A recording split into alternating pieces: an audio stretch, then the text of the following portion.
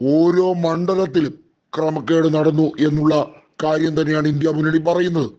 ഹരിയാനയിലെ 90 നിയോജക മണ്ഡലങ്ങളിലും മഹാരാഷ്ട്രയിലെ 288 നിയോജക മണ്ഡലങ്ങളിലും തിരിമറി നടന്നു.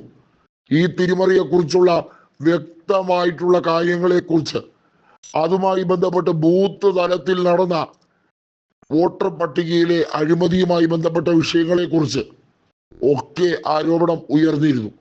ഏറ്റവും ഒടുവിൽ നന്ദേദ് ലോക്സഭ ഉൾപ്പെടുന്ന മഹാരാഷ്ട്രയിലെ മേഖലയിൽ ലോക്സഭയിലെ വിധിയും നിയമസഭയിലെ വിധിയും രണ്ടായതുമായി ബന്ധപ്പെട്ട ആ അത്ഭുത പ്രതിഭാസം എങ്ങനെ സംഭവിച്ചു എന്ന ഇന്ത്യ മുന്നണിയുടെ ചോദ്യം ഏറെ പ്രസക്തമായിരുന്നു.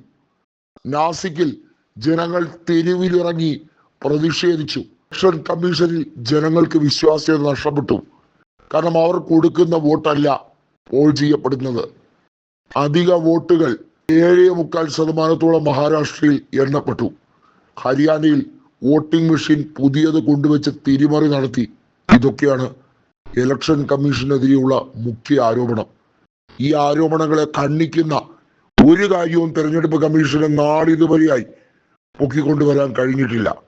പകരം ബാലിശമായ ആരോപണങ്ങൾ പ്രതിപക്ഷം ഉന്നയിക്കുന്നു.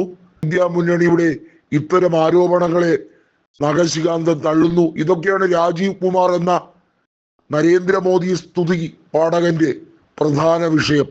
BJPയുടെ ദേശീയ അധ്യക്ഷനില്ലാത്ത ആകാംക്ഷയാണ് തെരഞ്ഞെടുപ്പ് കമ്മീഷൻ അധ്യക്ഷനായിട്ടുള്ള രാജീവ് കുമാറിനുള്ളത് എന്ന് രാഹുൽ ഗാന്ധി കൃത്യമായി പറഞ്ഞത്. അതുകൊണ്ടാണ് ഇന്ത്യ മുന്നണിയെ തകർക്കുക എന്നുള്ളതല്ല, ഈ നാടിന്റെ ഭരണഘടനയെ തകർക്കുക എന്നുള്ളതാണ് ഇലക്ഷൻ കമ്മീഷൻ അതിന് കൂട്ടുനിൽക്കുന്നത് വഴി ചെയ്യുന്നത് എന്ന് പ്രതിപക്ഷ നേതാവ് രാഹുൽ ഗാന്ധി പറഞ്ഞു.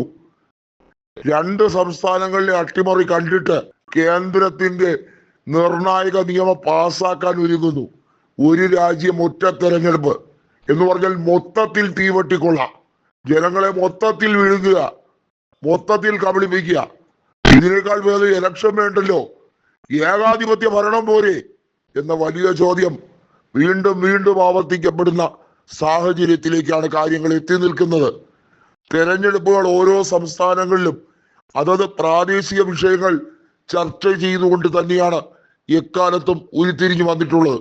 അതിനെ മറികടക്കുന്ന രാഷ്ട്രീയ സാഹചര്യമൊന്നും ഉണ്ടാക്കിയെടുക്കാൻ കേന്ദ്രത്തിന് നിലവിലെന്നല്ല ഒരു കാലത്തും സാധിക്കുകയുമില്ല. അത് മനസ്സിലാക്കിയ BJP ഒറ്റയടിക്കെല്ലാം കമത്താൻ, എല്ലാം സ്വന്തമാക്കി കളയാൻ രാജ്യസഭയിലും ലോക്സഭയിലും മൃഗീയ ഭൂരിപക്ഷം ഉണ്ടാക്കിയെടുക്കാൻ പുതിയ പദ്ധതി ആലോചിക്കുന്നു.